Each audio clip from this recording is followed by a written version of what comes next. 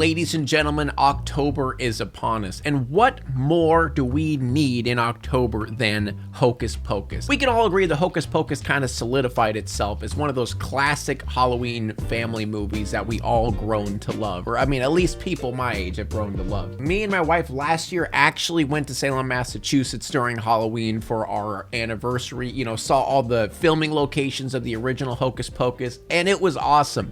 We both love Hocus Pocus. So obviously I was quite skeptical when they decided, hey, let's just randomly decide to do Hocus Pocus 2. I know it's like many years later, but yeah, let's live off the nostalgia. That's pretty much what Disney's doing lately. Everything is just a remake. Everything is just siphoning people's nostalgia in hopes to, relive their glory days. I mean, just look at the trash we recently got with Pinocchio.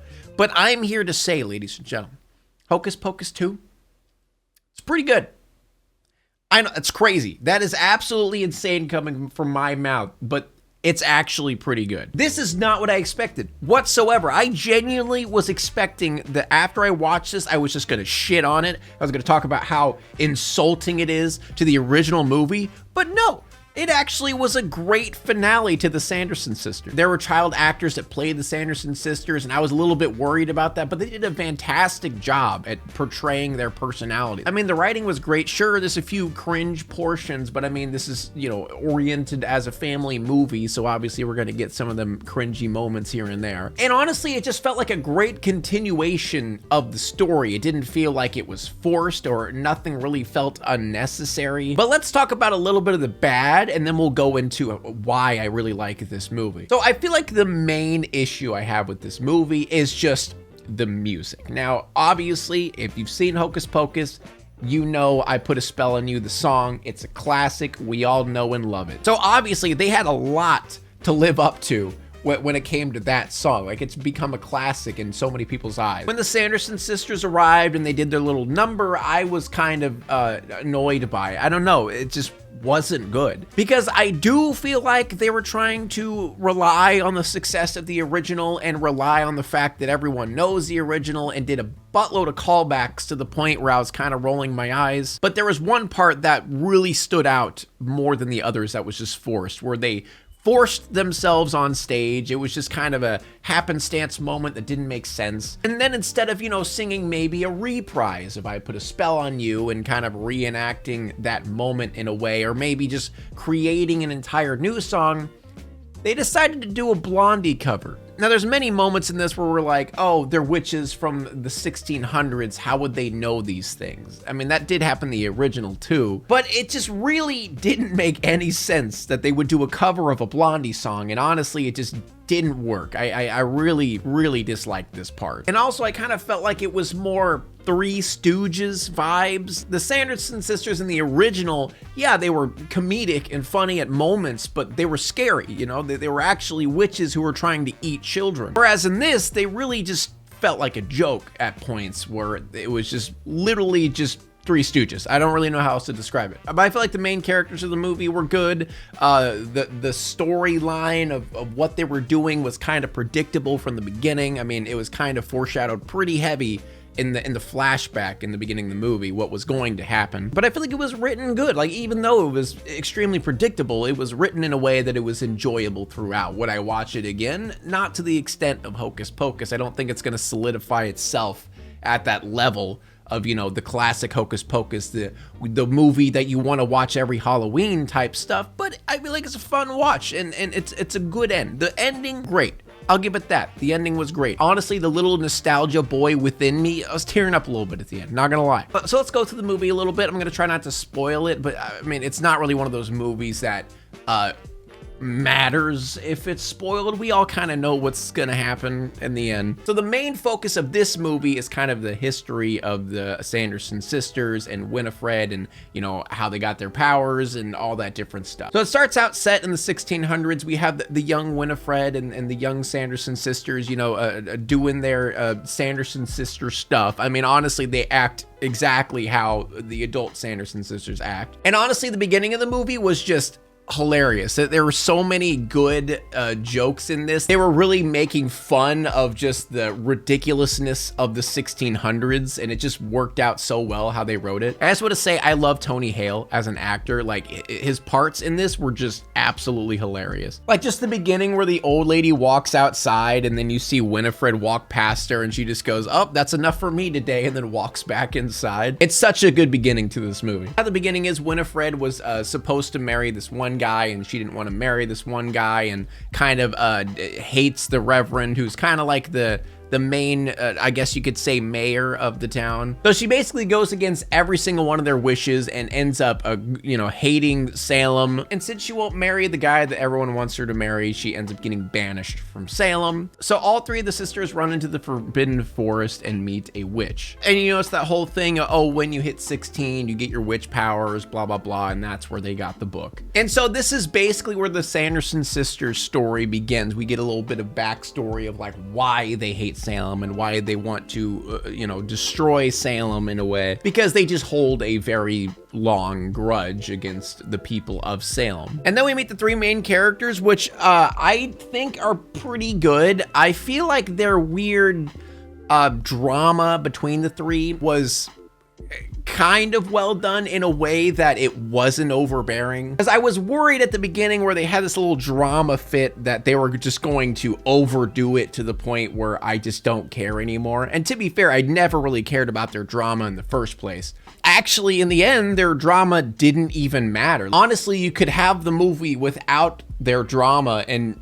it would be the same movie. I guess they just wanted to put an extra conflict in there, but it just didn't really matter. And throughout this movie, they did a good job at displaying Wiccan culture, because the main character, Becca, was very into the Wiccan culture and the culture of witches and stuff like that. And I feel like it did a good job of displaying like what a real life Wiccan is, you know, not the, you know, evil magical witch of Hocus Pocus. And then we have Gilbert, who kind of turned the Sanderson sisters' house into a gift shop. And his character, I kind of have a love and hate relationship for him. I feel like his personality is good, but I don't know.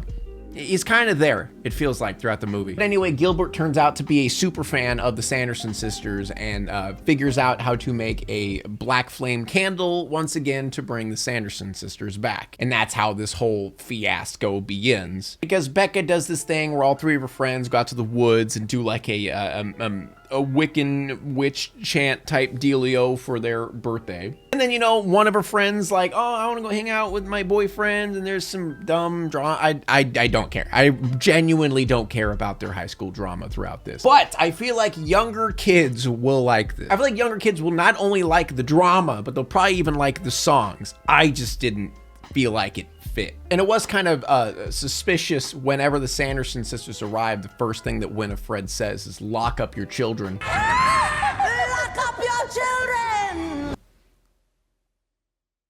It felt weird. I know what they were saying, but it just felt weird, you know? And they do the same thing of the original Hocus Pocus, where there's a lot of like, you know, new technology that the Sanderson sisters aren't aware of, and they, you know, freak out. Like, for example, in the original, they were freaking out about a road because they didn't know what it was. In this, they did a pretty good job at displaying, you know, newer technology where they didn't really understand how it worked. For example, Mary in the original one was riding a vacuum, and in this one, instead, she's riding a Roomba. I feel like that was a pretty funny, you know, reference to the futuristic technology that they're witnessing. But Bette Midler, Sarah Jessica Parker, and Kathy Najit, they just have the best chemistry. Like, it really felt like I was watching the original one on a few occasions, just by how they're just so in tune with each other. They work so well together. Honestly, their performance was just as good as the original. I was kind of worried, not only just for their acting sake, but also the writing. I was worried about the writing, but it was great, honestly. And one hilarious part of them, you know, seeing the futuristic stuff that they don't understand. Becca and Izzy end up taking them to a Walgreens into the beauty aisle to have, you know, youth serum or lotions that they related to potions, and believed that it was like pre-made children's souls in this stuff, and they started drinking lotion.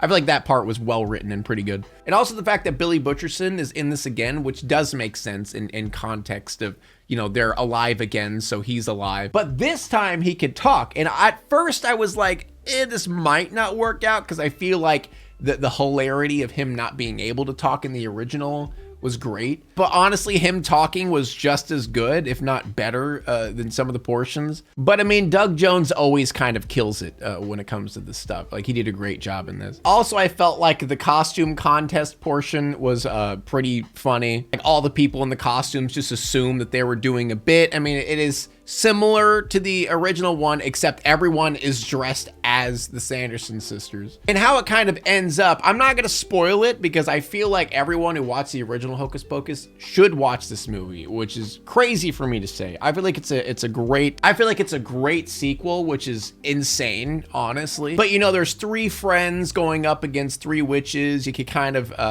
guess what's going on there, but the ending was just great. Not gonna lie, like I said in the beginning, got a little bit emotional. I think it's just that, you know, nostalgic child of me watching Hocus Pocus all the time and seeing the finale. Like, they did, it's honestly great.